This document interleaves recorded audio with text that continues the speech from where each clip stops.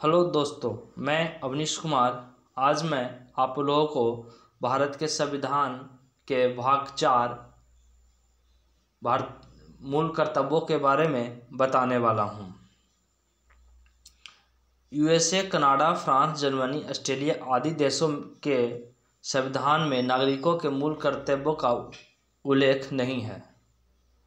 भारत में भी मूल संविधान में मूल कर्तव्यों की सूची नहीं दी गई थी, परंतु 1976 में 42वें संविधान संशोधन के द्वारा संविधान में एक नया भाग 4A प्रतिस्थापित किया गया, जिसमें आर्टिकल 15(1)A जोड़ा गया तथा इसके अंतर्गत 10 मूल कर्तव्यों की सूची को जोड़ा गया। भारतीय संविधान में मूल कर्तव्यों की सूची को रूस के संविधान से लिया गया। इसे स्वर्ण सिंह कमेटी की सिफारिश पर जोड़ा गया।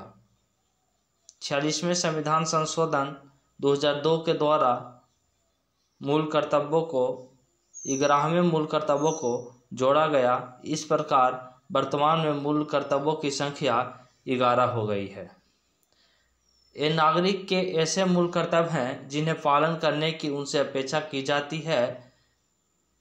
इसे भी न्यायालय द्वारा लागू नहीं करवाया जा सकता है। आर्टिकल 15(1)A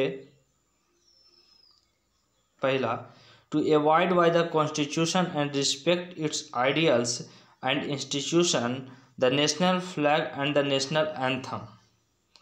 संविधान का पालन करें और उसके आदर्शों, संस्थानों, राष्ट्रध्वज और राष्ट्रगान का आदर करें। B. To cherish and follow the noble ideals which inspired our national struggle for freedom. स्वतंत्रता के लिए हमारे राष्ट्रीय आंदोलन को प्रेरित करने वाले उच्च आदर्शों को हृदय में संजोए रखें और उनका पालन करें। C.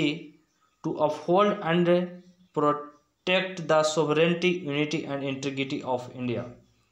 भारत के संप्रभुता, एकता और अखंडता की रक्षा करें और उसे अनुसरण करें। D. To defend the country and render national service when called upon to do so. देश की रक्षा करें और आह्वान किए जाने पर राष्ट्र की सेवा के लिए तैयार रहें। E. To promote harmony and the spirit of common brotherhood amongst all the people of India, transcending religious, linguistic and the regional or sectional diversity, to renounce practice derogatory to the dignity of women. Bharat के सभी लोग में समरसता और सम्मान की भावना का निर्माण करें, जो धर्म, भाषा, प्रदेश या वर्ग पर आधारित सभी भेदभाव से परे हो। ऐसी प्रथाओं का त्याग करें जो स्त्रियों के सम्मान के विरुद्ध हो। F. To value and preserve the rich heritage of our composite culture. हमारी सामाजिक संस्कृति की गौरवशाली परंपरा का महत्व समझें और उसका परीक्षण करें। G. To protect and improve the natural environment including forest, lake, river and wildlife, and to have compassion for living creature. प्राकृतिक पर्यावरण को जिसके अंतर्गत वन, झील, नदी और वन्य जीव हैं, रक्षा करें और उसके संवर्धन में तथा प्राणी मात्र के प्रति दयाभाव रखें। H. To develop the scientific temper, humanism and the spirit of inquiry and reform. वैज्ञानिक दृष्टिकोण, मानववाद और ज्ञानार्जन तथा सुधार की भावना का विकास करें। I. To safeguard public property and to abjure violence. सार्वजनिक संपत्तियों को सुरक्षित रखें और हिंसा से दूर रखें। J.